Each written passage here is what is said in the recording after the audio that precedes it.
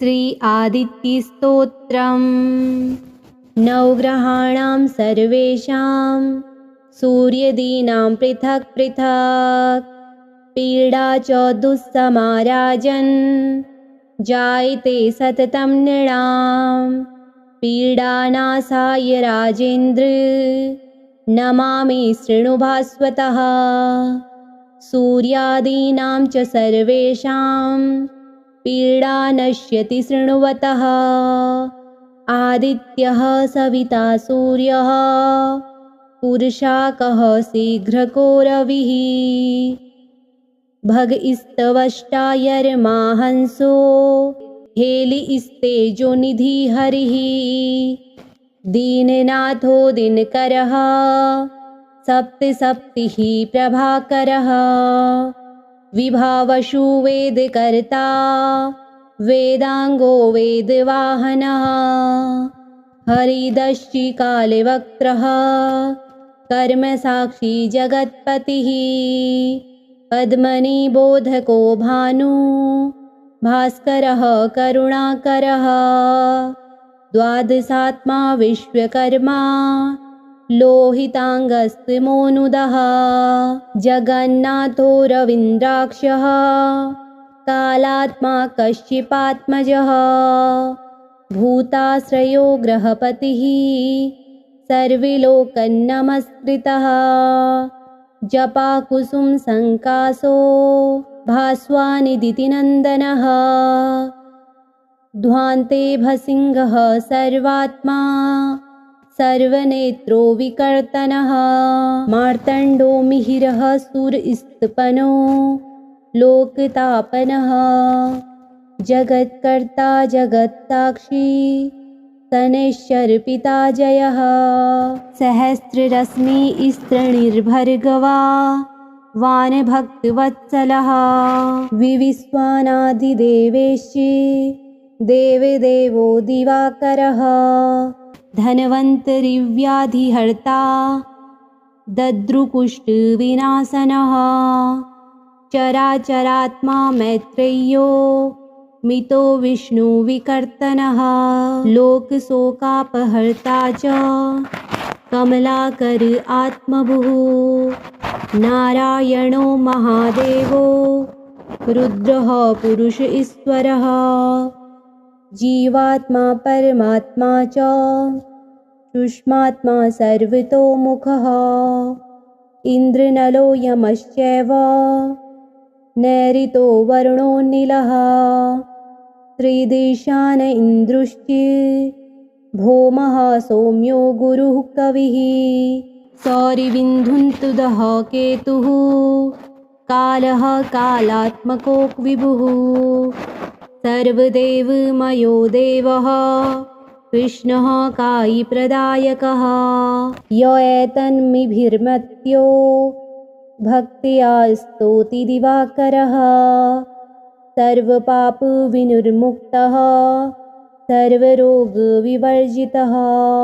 पुत्रवान् धनवान् श्रीमान् जायते ससंशयः रविवारे पठेदस्तु नामान्येतानि भास्वतः पीडाशान्तिर्भवेत्तस्य ग्रहाणां च विशेषतः सद्यः सुखमवाप्नोति चायुर्दीर्घं च निरुञ्जम्। श्री नवग्रहाणां सर्वेषां सूर्यदीनां पृथक् पृथक् पीडा च दुःसमाराजन् जायते सततं नृणां पीडानाशाय राजेन्द्र नमामि शृणुभास्वतः। सूर्यादीनां च सर्वेषां पीडा नश्यति शृण्वतः। आदित्यः सविता सूर्यः पुरुषाकः शीघ्रको रविः भगस्तवष्टायर्मा हंसो हेलिस्तेजो निधि हरिः दीननाथो दिनकरः सप्तसप्तिः प्रभाकरः विभावशु वेदकर्ता वेदांगो वेदवाहनः हरिदश्चिकालवक्त्रः कर्मसाक्षी जगत्पतिः पद्मनिबोधको भानु भास्करः करुणाकरः द्वादशात्मा विश्वकर्मा लोहितांगस्त्रिमोनुदः जगन्नाथो रवीन्द्राक्षः कालात्मा कश्यपात्मजः भूताश्रयो ग्रहपतिः सर्वलोकन्नमस्कृतः जपाकुसुम संकासो भास्वानिदितिनन्दनः ध्वान्ते भसिंहः सर्वात्मा सर्वनेत्रो विकर्तनः मार्तण्डो मिहिरः सुरस्तपनो लोकतापनः जगत्कर्ता जगत्साक्षी शनैश्चरपिता जयः सहस्ररश्मिस्त्रीर्भर्गवा वानभक्तवत्सलः विविश्वानादिदेवेश्च देवदेवो दिवाकरः धन्वन्तरिव्याधिहर्ता दद्रुकुष्ठविनाशनः चराचरात्मा मैत्रेयो मितो विष्णुविकर्तनः लोकशोकापहर्ता च कमलाकर आत्मभुः नारायणो महादेवो रुद्रः पुरुष ईश्वरः जीवात्मा परमात्मा च सुष्मात्मा सर्वतोमुखः इन्द्रनलो यमश्चैव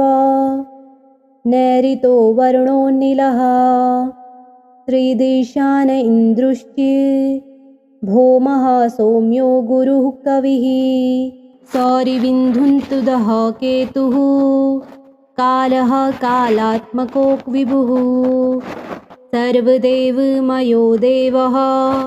कृष्णः कायिप्रदायकः य एतन्मिभिर्मत्यो भक्त्या स्तौति दिवाकरः सर्वपापविनिर्मुक्तः सर्वरोगविवर्जितः पुत्रवान् धनवान् श्रीमान् जायते ससंशयः रविवारे पठेदस्तु नामान्येतानि भास्वतः पीडाशान्तिर्भवेत्तस्य ग्रहाणां च विशेषतः सद्यः सुखमवाप्नोति चायुर्दीर्घं च निरुञ्जम् नवग्रहाणां सर्वेषां सूर्यदीनां पृथक् पृथक् पीडा च दुःसमाराजन् जायते सततं नृणां पीडानाशाय राजेन्द्र नमामि शृणु भास्वतः सूर्यादीनां च सर्वेषां पीडा नश्यति शृण्वतः आदित्यः सविता सूर्यः पुरुषाकः शीघ्रको रविः भगस्तवष्टायर्माहंसो हेलिस्तेजो निधि हरिः दीननाथो दिनकरः सप्तसप्तिः प्रभाकरः विभावशु वेदकर्ता वेदांगो वेदवाहनः हरिदश्चिकालवक्त्रः कर्मसाक्षी जगत्पतिः पद्मनिबोधको भानु भास्करः करुणाकरः द्वादशात्मा विश्वकर्मा लोहितांगस्त्रिमोनुदः जगन्नाथो रवीन्द्राक्षः कालात्मा कश्यपात्मजः भूताश्रयो ग्रहपतिः सर्वलोकन्नमस्कृतः जपाकुसुम संकासो भास्वानिदितिनन्दनः ध्वान्ते भसिंहः सर्वात्मा सर्वनेत्रो विकर्तनः मार्तण्डो मिहिरः सुरस्तपनो लोकतापनः जगत्कर्ता जगत्साक्षी तनेश्वर जयः। सहस्ररश्मिस्तृणीर्भर्गवा वानभक्तवत्सलः विविश्वानादिदेवेश्च देवदेवो दिवाकरः धन्वन्तरिव्याधिहर्ता दद्रुकुष्ठविनाशनः चराचरात्मा मैत्रेयो मितो विष्णुविकर्तनः लोकशोकापहर्ता च कमलाकर आत्मभुः नारायणो महादेवो रुद्रः पुरुष ईश्वरः जीवात्मा परमात्मा च सुष्मात्मा सर्वतोमुखः इन्द्रनलो यमश्चैव नैऋतो वरुणो नीलः त्रिदिशान इन्द्रुश्च भौमः सौम्यो गुरुः कविः सौरिविन्धुन्तुदः केतुः कालः कालात्मको विभुः सर्वदेवमयो देवः कृष्णः कायिप्रदायकः य एतन्मिभिर्मत्यो भक्त्या स्तौति दिवाकरः सर्वपापविनिर्मुक्तः सर्वरोगविवर्जितः पुत्रवान् धनवान् श्रीमान् जायते ससंशयः रविवारे पठेदस्तु नामान्येतानि भास्वतः पीडाशान्तिर्भवेत्तस्य ग्रहाणां च विशेषतः सद्यः सुखमवाप्नोति चायुर्दीर्घं च निरुञ्जम् नवग्रहाणां सर्वेषां सूर्यदीनां पृथक् पृथक् पीडा च दुःसमाराजन् जायते सततं नृणां पीडानाशाय राजेन्द्र नमामि शृणु भास्वतः सूर्यादीनां च सर्वेषां पीडा नश्यति शृण्वतः आदित्यः सविता सूर्यः पुरुषाकः शीघ्रको रविः भगस्तवष्टायर्माहंसो हेलिस्तेजो निधि हरिः दीननाथो दिनकरः सप्तसप्तिः प्रभाकरः विभावशु वेदकर्ता वेदांगो वेदवाहनः हरिदश्चिकालवक्त्रः कर्मसाक्षी जगत्पतिः पद्मनिबोधको भानु भास्करः करुणाकरः द्वादशात्मा विश्वकर्मा लोहितांगस्तमोनुदः जगन्नाथो रवीन्द्राक्षः कालात्मा कश्यपात्मजः भूताश्रयो ग्रहपतिः सर्वलोकन्नमस्कृतः जपाकुसुम संकाशो भास्वानिदितिनन्दनः ध्वान्ते भसिंहः सर्वात्मा सर्वनेत्रो विकर्तनः मार्तण्डो मिहिरः सुरस्तपनो लोकतापनः जगत्कर्ता जगत्साक्षी तनेश्वर जयः सहस्ररश्मिस्तृणीर्भर्गवा वानभक्तवत्सलः विविश्वानादिदेवेश्च देवदेवो दिवाकरः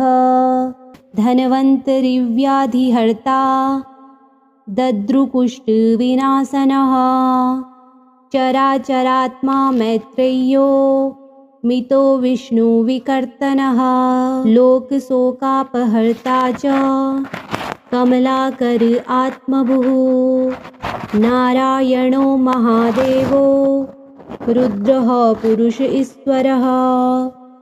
जीवात्मा परमात्मा च सुष्मात्मा सर्वतोमुखः इन्द्रनलो यमश्चैव नैऋतो वरुणो नीलः त्रिदिशान इन्द्रुश्च भौमः सौम्यो गुरुः कविः सौरिविन्धुन्तुदः केतुः कालः कालात्मको विभुः सर्वदेवमयो देवः कृष्णः कायिप्रदायकः य एतन्मिभिर्मत्यो भक्त्या स्तौति दिवाकरः सर्वपापविनिर्मुक्तः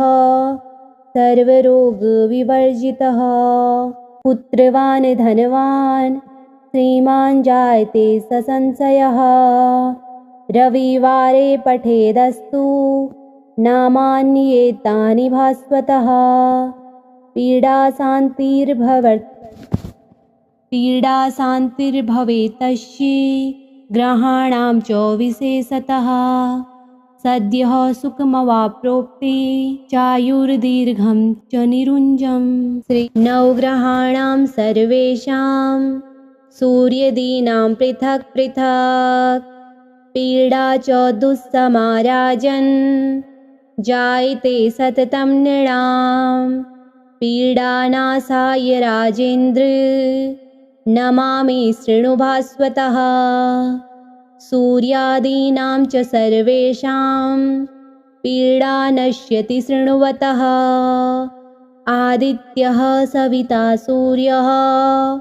पुरुषाकः शीघ्रको रविः भगस्तवष्टायर्माहंसो हेलिस्तेजो निधि हरिः दीननाथो दिनकरः सप्तसप्तिः प्रभाकरः विभावशु वेदकर्ता वेदांगो वेदवाहनः हरिदश्चिकालवक्त्रः कर्मसाक्षी जगत्पतिः पद्मनिबोधको भानु भास्करः करुणाकरः द्वादशात्मा विश्वकर्मा लोहितांगस्त्रिमोनुदः जगन्नाथो रवीन्द्राक्षः कालात्मा कश्यपात्मजः भूताश्रयो ग्रहपतिः सर्वलोकन्नमस्कृतः जपाकुसुम संकासो भास्वानिदितिनन्दनः ध्वान्ते भसिंहः सर्वात्मा सर्वनेत्रो विकर्तनः मार्तण्डो मिहिरः सुरस्तपनो लोकतापनः जगत्कर्ता जगत्साक्षी शनैश्चरपिता जयः सहस्ररश्मिस्त्रीणिर्भर्गवा वानभक्तवत्सलः विविश्वानादिदेवेश्च देवदेवो दिवाकरः धन्वन्तरिव्याधिहर्ता दद्रुकुष्ठविनाशनः चराचरात्मा मैत्रेयो मितो विष्णुविकर्तनः लोकशोकापहर्ता च कमलाकर आत्मभुः नारायणो महादेवो रुद्रः पुरुष ईश्वरः जीवात्मा परमात्मा च सुष्मात्मा सर्वतोमुखः इन्द्रनलो यमश्चैव नैऋतो वरुणो नीलः त्रिदिशान इन्द्रुश्च भौमः सौम्यो गुरुः कविः सौरिविन्धुन्तुदः केतुः कालः कालात्मको विभुः सर्वदेवमयो देवः कृष्णः कायिप्रदायकः य एतन्मिभिर्मत्यो भक्त्या स्तौति दिवाकरः सर्वपापविनिर्मुक्तः सर्वरोगविवर्जितः पुत्रवान् धनवान् श्रीमान् जायते ससंशयः रविवारे पठेदस्तु नामान्येतानि भास्वतः पीडाशान्तिर्भवेतस्य ग्रहाणां च विशेषतः सद्यः सुखमवाप्नोति चायुर्दीर्घं च निरुञ्जम्। नवग्रहाणां सर्वेषां सूर्यदीनां पृथक् पृथक् पीडा च दुःसमाराजन् जायते सततं नृणां पीडानाशाय राजेन्द्र नमामि शृणु भास्वतः। सूर्यादीनां च सर्वेषां पीडा नश्यति शृण्वतः। आदित्यः सविता सूर्यः पुरुषाकः शीघ्रको रविः भगस्तवष्टायर्मा हंसो हेलिस्तेजो निधि हरिः दीननाथो दिनकरः सप्तसप्तिः प्रभाकरः विभावशु वेदकर्ता वेदांगो वेदवाहनः हरिदश्चिकालवक्त्रः कर्मसाक्षी जगत्पतिः